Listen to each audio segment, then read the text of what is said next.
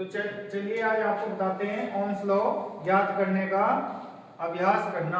ठीक है, Ohm's law क्या बताता है, इसके क्या होते हैं अलग अलग नियम। जैसे यहाँ पे लिखा हुआ है करंट को निकालने का सूत्र।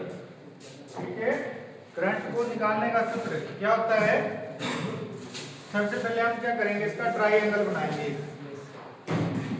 ट्राइएंगल इस तरह I V R।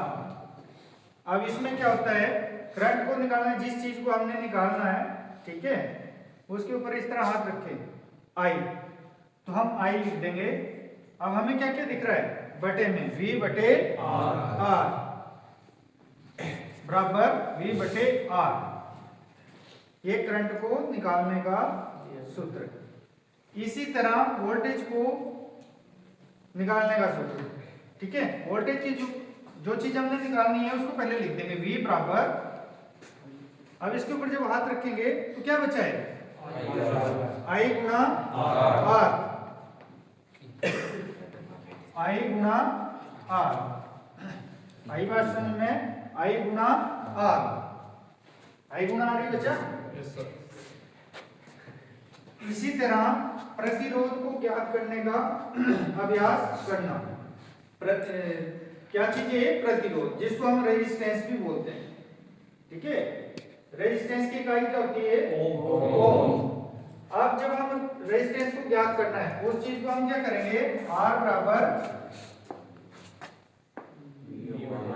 V upon I, V upon I।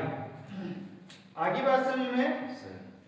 इसी तरह पावर को ज्ञात करने का, पावर मतलब जैसे वाट, W इसको लिख सकते हैं हम P बराबर V गुना I, वाटेज। उदाहरण के लिए 2000 वाट बराबर वोल्टेज गुना करंट, तो हम उस चीज को निकाल सकते हैं। आगे बात समझ में। उदाहरण के लिए करंट आपको बता देते हैं, I बराबर V बटे R। V बटे R मतलब वोल्टेज कितनी दी है हमारे पास, 200, रेजिस्टेंस कितना दिया हुआ है, 20 ओम। ठीक है, क्या आएगा इसका, 10 एम्पीयर। आई कितना आया, 10 एम्पीयर। ये करंट आया इसका। आई बात समझ में, ये क्या आया, करंट 10 एम्पीयर। सबको आगे समझ में। इसी तरह नीचे हमारे पास क्या दी हुई, रेजिस्टेंस।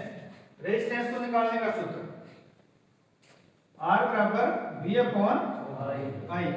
यही है प्रतिरोध को निकालने का सूत्र, R बराबर V अपॉन I। R हमारे पास दिया हुआ नहीं है, वोल्टेज कितनी है 200, I कितना है हमारे पास 20, कितना आएगा, V है 200, कितना है इसका 10। इसी तरह हमें ये फॉर्मूले जो है आने चाहिए, तभी हम क्या क्या चीजें निकाल सकते हैं, करंट को ज्ञात कर सकते हैं, ठीक है, वोल्टेज को और रेजिस्टेंस को। आई बात समझ में। किसी भी चीज का इसको बोलते हैं, चेंज करवा दो।